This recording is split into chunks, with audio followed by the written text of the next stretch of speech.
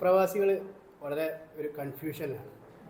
പലരും ചിലർ ഓൺലൈനിൽ ചെയ്തിട്ടുണ്ട്, ചിലർ ചെയ്യാൻ തുടങ്ങി പകുതിയൊക്കെ വെച്ചിട്ടുണ്ട്, ചിലർ വീട്ടിൽ എന്തെങ്കിലും അപേക്ഷ വന്നാൽ അതുമായി സംശയിച്ചിട്ടുണ്ട്. അപ്പം പ്രവാസികൾക്കിടയിൽ വളരെ സംശയമാണ് എന്താ ചെയ്യേണ്ടത് ഇത് ചെയ്യാതിരിക്കണം എന്നൊക്കെയാണ്. എന്താണ് ശരിക്കും ഒരു ഗൾഫിലുള്ള ഒരാൾ ചെയ്യേണ്ടത്?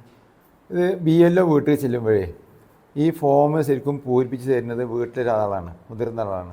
അയാൾ ഒപ്പിട്ട് തന്നു കഴിഞ്ഞാൽ ഈ പ്രശ്നം തീർന്നു. ഇപ്പോൾ ഉദാഹരണമായിട്ട് ഒരു വീട്ടിൽ പോകുമ്പോൾ കുറേ പ്രവാസികളെ വീട്ടിലുണ്ട്. അപ്പോൾ ഒരിക്കലും പ്രവാസികളെ കോൺടാക്ട് ചെയ്യേണ്ട. 2002 വോട്ടറാണെങ്കിൽ ഫസ്റ്റത്തെ കോളത്തിൽ എല്ലാ ഡീറ്റെയിൽസും 2025 കൊടുത്തു. പിന്നെ രണ്ടാമത് ഇടത് ഭാഗത്തിൽ 2002 എല്ലാ ഡീറ്റെയിൽസും എഴുതി. ക്ലിയർ ആയല്ലോ? എഴുതി.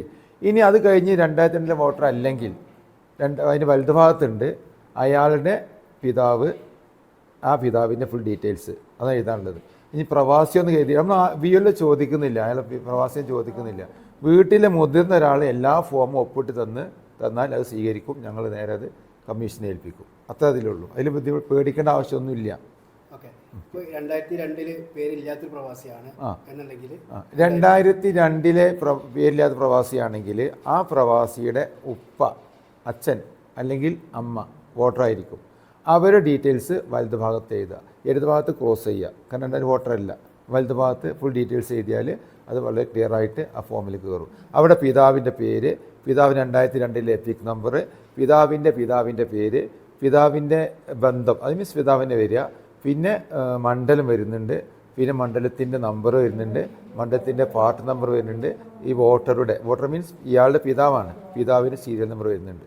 അപ്പോൾ ഓട്ടോമാറ്റിക് അത് ക്ലിയർ ആവും. ഇത്രയേ ഉള്ളൂ. ഫോട്ടോ പിന്നെ വേണ്ടെന്ന് പറയുന്നുണ്ടല്ലോ.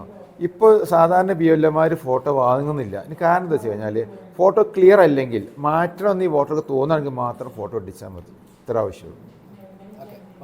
Okay, thank you.